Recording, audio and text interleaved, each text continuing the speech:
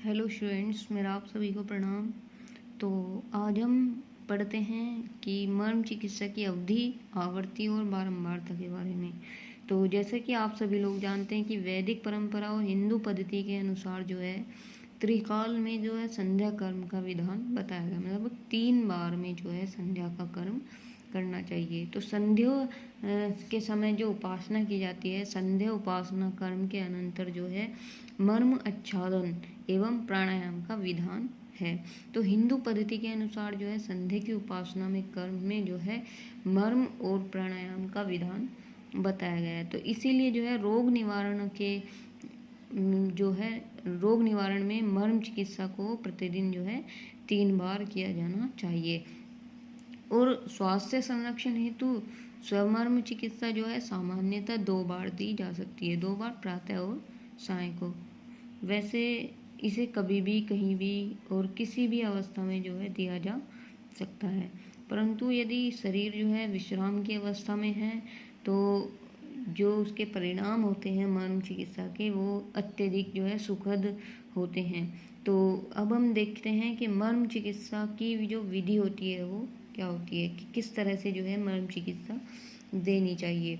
तो आप देख सकते हैं कि मर्मों को जो है अंगूठे एवं तर्जनी, मध्यमा और अनामिका द्वारा जो है दबाव देना चाहिए। मर्म पर दबाव देने पर जो है वेदना की अनुभूति होती है। जब मर्म बिंदु पर जो है हम दबाव देते हैं तो कष्ट की अनुभूति होती है, हमें थोड़ा सा दर्द होता है। और जिस हिस्से में जो है रोग होता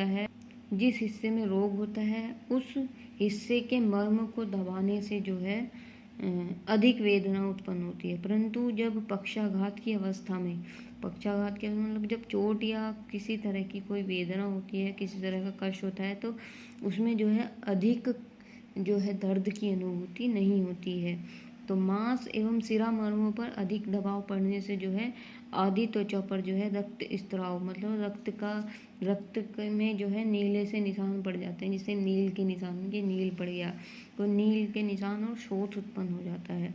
और मांस एवं शिरा मर्मों को जो है सावधानी पूर्वक दबाना चाहिए। तो शिरा मर्मों को बिना दबाव के भी विभिन्न आसनों एवं प्राणायामों द्वारा उत्प्रेरित किया जा सकता है। मतलब कि जो शिरा के जो मर्म होते हैं, शिरा में जो मर्म बिंदु होते हैं, उन पर जो है बिना दबाव के भी जो है अगर हम आसन और प्राणायाम का अभ्यास करते हैं तो वे उत्प्रेरित हो जाते हैं। उन पर दबाव देने का, ज़्यादा कष्ट नहीं देना होता हमें, मतलब कि हमें ज़्यादा दबाव देना नहीं पड़ता है। वे अगर हम कोई आसन या प्राणायाम करते हैं तो शिरा के मर्म जो है हमारे खुद ही उत्प्रेरित होते रहते हैं। तो सुश्रुत संहिता के अनुसार जो है शरीर स्थान में जो है 107 मर्म होते हैं। 107 मर्मों का वर्णन जो है किया गया है। और इनका वर्णन जो है चिकित्सा के संदर्भ में उल्लेखित नहीं है, मतलब कि चिकित्सा के संदर्भ में नहीं है। संरचना के दृष्टिकोण से वर्णित इस अध्याय में जो है इन स्थानों पर कहा गया है कि चोट या आघात लगने से होने वाले प्रभावों का वर्णन किया गया है। मतलब कि इसमें चिकित्सा के उद्देश्य से इसमें वर्णन नहीं किया गया है, इसमें सिर्फ ये बताया गया है कि जब मर्म स्थानों पर या मर्म बिंदुओं पर किसी तरह से किसी कारणवश चोट या आघात लग जाता है तो उससे होने वाले जो प्रभाव है उनका वर्णन जो है सुश्रुत संहिता में किया गया है। तो और जो है शल्य कर्म बोलते हैं ऑपरेशन को। तो ऑपरेशन के दौरान जो है इन मर्मों की सुरक्षा की जानी चाहिए, परंतु जो है ऐसा जो है सुश्रुत संहिता में किसी भी ग्रंथ में नहीं मिला है कि जो शल्य कर्म होता है, शल्य कर्म के द्वारा जो है मर्मों की सुरक्षा की जानी चाहिए, कि मर्म स्थानों को उपभ्रहित करने से क्या लाभ है तथा इनसे किन किन रोगों की चिकित्सा संभव है। अब आप एक उदाहरण के तौर पर देख सकते हैं कि जैसे कमरे में पंखा, bulb, air conditioner, night bulb और अन्य उपकरणों को चलाने के लिए जो है अलग अलग स्विच बटन बोर्ड पर लगे होते हैं। जो स्विच होते हैं वो अलग अलग लगे हुए होते हैं।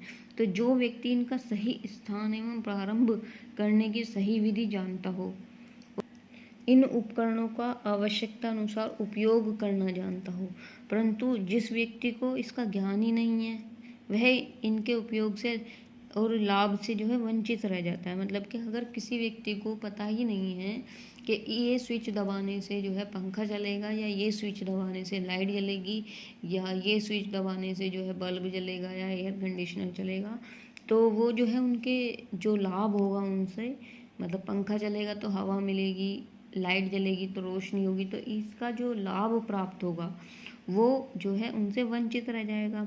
उसी प्रकार जो है शरीर की समस्त जो मनोकायिक और इंद्रियातीत जो क्रियाएं हैं, क्रियाओं के नियमन के लिए जो है मनुष्य के शरीर में जो है विभिन्न भागों में मर्म स्थानों का ज्ञान होना बहुत ही आवश्यक है। अब शरीर की जो समस्त क्रियाएं हैं, समस्त क्रियाओं को जो है प्राकृत अवस्था में, मतलब प्रकृति की अवस्थाओं में रखने की तथा रोग अवस्था के निवारण हेतु जो है मर्म चिकित्सा का अत्यंत महत्वपूर्ण योगदान होता है। तो जिस प्रकार जो है कंप्यूटर को कीबोर्ड की सहायता से क्रियान्वित किया जाता है, मतलब कि अगर हम कंप्यूटर चला रहे हैं तो कीबोर्ड के बिना हम उसमें कुछ भी कर नहीं सकते हैं, या माउस के बिना हम कुछ नहीं कर सकते। तो इसी प्रकार जो है शरीर पर जो स्थित मर्म है, मर्मों की सही स्थिति जानकर उनका उपयोग स्वास्थ्य संवर्धन और रोग निवारण के लिए जो है किया जाता है। और मर्म चिकित्सा का एकल प्रयोग जो है पंचकर्म के साथ और जो अनेक औषधियाँ होती है, अनेक औषधियों के साथ जो है प्रयोग किया जा सकता है। परंतु जो है इसके एकल प्रयोग के लिए जो है प्रचारित और प्रसारित करने के लिए प्राण प्रण से कार्य करने की आवश्यकता जो है होती है। तो मनुष्य जो है 1 मिनट में 15 से 18 बार सांस लेता है, और हृदय की गति जो होती है 72 प्रति मिनट होती है। तो श्वसन गति और हृदय गति में जो है 1 और 4 का अनुपात होता है। ये आप सभी लोग जानते होंगे। और मर्म स्थानों को जो है हृदय गति के अनुसार ही उद्दीप्त किया जाता है। अगर मर्म स्थानों को उद्दीप्त करना है, मर्म बिंदुओं को, तो जो है उनको हृदय की गति के अनुसार ही किया जाता है। अर्थात मतलब ये कहा जा सकता है कि 1 मिनट में 72 बार की दर से मर्म स्थान को दबाना चाहिए। किसी भी मर्म स्थान को जो है दशमलव मतलब 0.8 सेकंड से अधिक नहीं दबाना चाहिए, और प्रत्येक मर्म स्थान को जो है एक बार में जो है 15 से 18 बार दबाया जा सकता है। तो इस तरह से ये विधि थी कि किस तरह से हमें जो है मर्म स्थानों को दबाना चाहिए। अब देखते हैं कि जो विशिष्ट ध्यान विधि होती है, विशिष्ट ध्यान विधि द्वारा जो है मर्मों का उत्प्रेरण जो है किस प्रकार किया जाता है। तो विशिष्ट ध्यान विधि तथा मर्म उत्प्रेरण के लिए जो है स्वस्थ व्यक्ति को जो है सुखासन या पद्मासन में बैठा देना चाहिए, और यह अभ्यास जो है रोगी व्यक्ति जो है शवासन की स्थिति में भी कर सकता है। तो उत्प्रेरण की विशिष्ट ध्यान विधि करने से पहले जो है शरीर को ढीला रखने के लिए श्वास क्रिया और शीतलीकरण का अभ्यास किया जाता है, और विभिन्न मर्मों को क्रमशः ध्यान विधि द्वारा उत्प्रेरित करने के लिए प्रत्येक मर्म को उपचारित किया जाता है।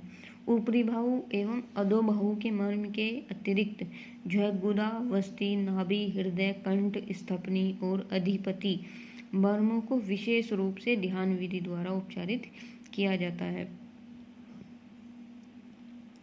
और सर्वप्रथम जो है गुदा मार्ग को संकुचित कर गुदा मर्म मतलब के मूलाधार चक्र पर ध्यान केंद्रित करना चाहिए। फिर ऊपर की ओर वस्ती, नाभि, हृदय, कंठ, मातृका मर्म और स्थपनी, अधिपति मर्म, इन पर ध्यान का अभ्यास जो है करना चाहिए। और इन मर्मों को जो है ध्यान के अनंतर विभिन्न मंत्रों के द्वारा भी उपचारित किया जाता है। मतलब कि ध्यान तो आप कर ही रहे हैं, ध्यान के साथ साथ में अगर आप मंत्रों के द्वारा भी इन्हें उपचारित कर सकते हैं तो किया जा सकता है। और महामृत्युंजय जप द्वारा जो है इन मर्म बिंदुओं को अभिमंत्रित कर ध्यान करने से विशिष्ट लाभ जो है होता है। तो इस तरह से जो है इन्हें उपचारित किया जा सकता है विशिष्ट ध्यान विधि और मंत्रों के द्वारा। और फिर क्या है, अब देखते हैं कि मर्मों की जो स्थिति होती है, स्थिति एवं अवस्था का आकलन करना। तो मर्मों की जो स्थिति है और अवस्था उनका आकलन किस प्रकार किया जाता है। तो मर्म शरीर के अत्यंत महत्वपूर्ण स्थान है। आप सभी लोग जानते हैं कि मर्म जो है शरीर के कितने महत्वपूर्ण बिंदु हैं और स्थान हैं। उस स्थान पर आघात से जो है विभिन्न प्रकार के दोष और उपद्रव हो जाते हैं। और उन पर जो है प्राण हर मर्म पर हुए आघात का सर्वदेहिक प्रभाव पड़ता है। अर्थात जो है ये भाग इतने महत्वपूर्ण है कि इन पर हुआ आघात जो है संपूर्ण जो आपकी जीवनी शक्ति है उसको प्रभावित करता है। और यह भी सत्य है कि मर्म पर आघात होने से जो है मृत्यु भी संभव है। और मर्म जो है जीवनी ऊर्जा के केंद्र होते हैं। अगर आपकी जीवनी शक्ति ही नहीं रहेगी, प्राण शक्ति ही आपके अंदर नहीं रहेगी, तो व्यक्ति जो है मृत समान घोषित कर दिया जाता है। तो मर्म जो है जीवनी ऊर्जा के केंद्र है और मर्म प्राण को धारण करते हैं। तो इन स्थानों पर जो है विभिन्न प्रकार के उपक्रम करने पर जो है विभिन्न रोगों में आशातीत लाभ होता है। मतलब कि अगर जो है इन स्थानों पर हम विभिन्न प्रकार के उपक्रम करते हैं, उत्तेजित करते हैं इन मर्मों को, तो अनेक रोगों में जो है लाभ हमें मिलता है। और इस तरह से जो है सुश्रुत संहिता के अनुसार जो है इन मर्मों को उपक्रम करने के लिए जो है वर्णित अभ्यंग कर सकते हैं, हम मालिश कर सकते हैं, परिषेक कर सकते हैं, आलेप, विमपालन, पीड़न, वेदन आदि से जो है मर्म चिकित्सा की जा सकती है। तो किसी भी मर्म स्थान को सामान्य दबाने अथवा छूने पर वेदना या पीड़ा नहीं होती है, अधिक दबाने पर सामान्य वेदना होती है। परंतु जो है मर्म से संबंधित अंग प्रत्यंगों के रोग ग्रस्त होने की दशा में जो है मर्म स्थान वेदनायुक्त और कठोर हो जाते हैं। अगर किसी मर्म स्थान में से संबंधित किसी अंग या अंग में जो है रोग हो जाता है तो वो स्थान जो है वेदनायुक्त मतलब पीड़ायुक्त हो जाता है और कठोर हो जाता है। तो जो है मर्म स्थान की परीक्षा करने पर जो है इस प्रकार की विकृतियों को जाना जा सकता है। इस प्रकार अगर हम मर्म स्थान की परीक्षा करेंगे, मर्म स्थान के बारे में जानेंगे, तो ये सब चीज़ों को हम जान पाएंगे। तो इन स्थलों पर किया गया जो है कोई भी आघात जो है विभिन्न उपद्रवों को पैदा कर सकता है। तो इसलिए जो है हमें इस मर्म चिकित्सा के बारे में जो है थोड़ा सा जान लेना चाहिए। इसका उपयोग और लाभ से हमें वंचित नहीं रहना चाहिए। तो हो आप जितना ज़्यादा इसके बारे में जानेंगे समझेंगे उतना ही आप इससे लाभ प्राप्त कर सकते हैं और अपने जीवन को जो है स्वस्थ और सुखमय बना सकते हैं। तो आज के लिए इतना ही। Thank you so much.